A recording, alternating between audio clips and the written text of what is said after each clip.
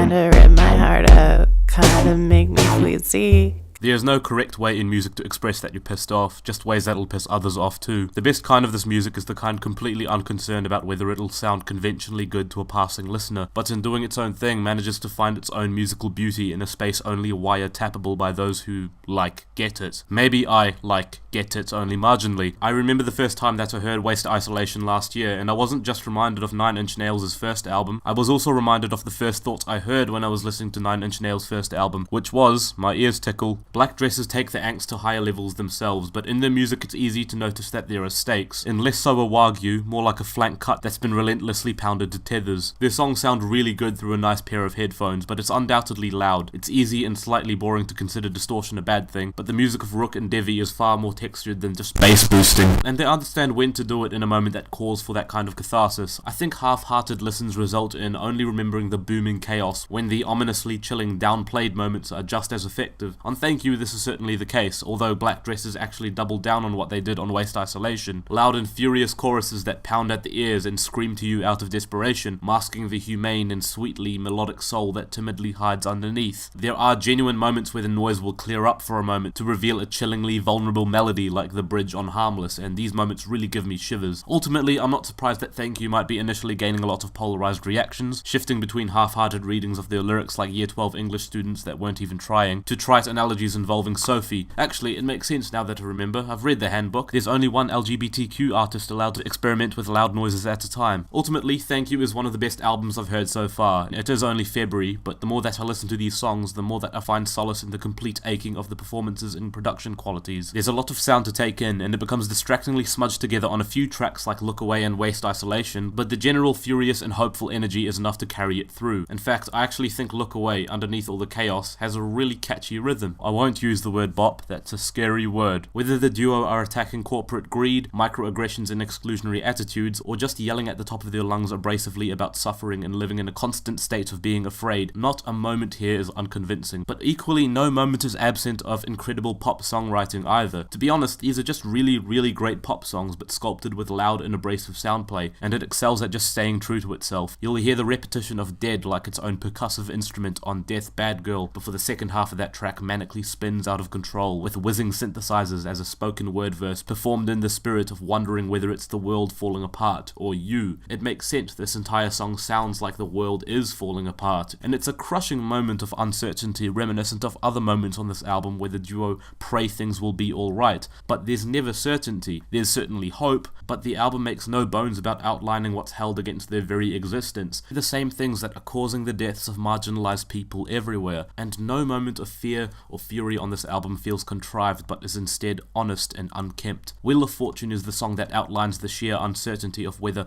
marginalized people may even get to live another day. So that opens up the gate for one big realization. The noise grabs your attention, and that's part of the message here. Thank You is about making the biggest noise that you can to be heard through the void, the importance of finding others who you can rely on, and ultimately, friendship. It only makes sense that one of the most memorable mantras on this thing is the line, "Dead bitches recognize each other." The warbly vocal effects on Devi's voice on Wheel of Fortune sound teary and broken. In tandem with the squealing and blissful synths, it's heart-wrenching. Also wrenching as it comes is the sirening electric guitar melody on the chorus of Through the Void, leading the song to sound like an urgent anthem. And it is. Part of me wanted to say that it sounds like the boss battle theme to face Rina Sawayama in a mech suit, but the other parts of me ganged up on it and told it not to make such silly illustrations that make no sense. Thank You is packed with reminders of humanity, from Devi coughing mid-song to clear her throat before the next wretched yell, or the inclusion of lyrics that will tear you apart as each next word is being uttered. I want my soul to be made of gasoline, ringing like an empty bell. Even on There's Nothing Here Worth Dying For, there's a moment where the air is cleared,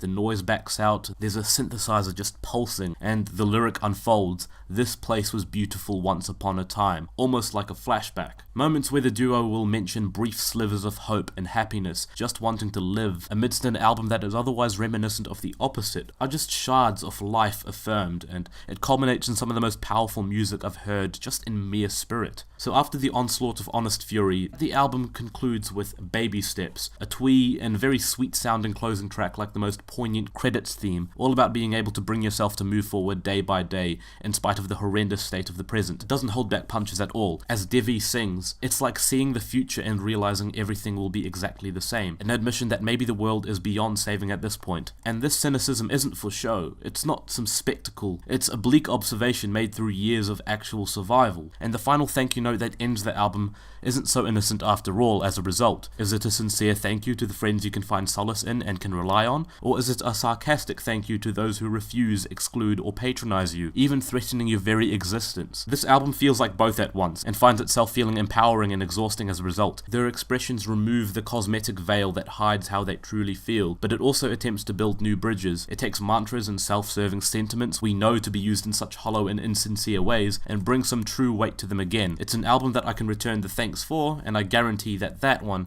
is not sarcastic. 9 out of 10.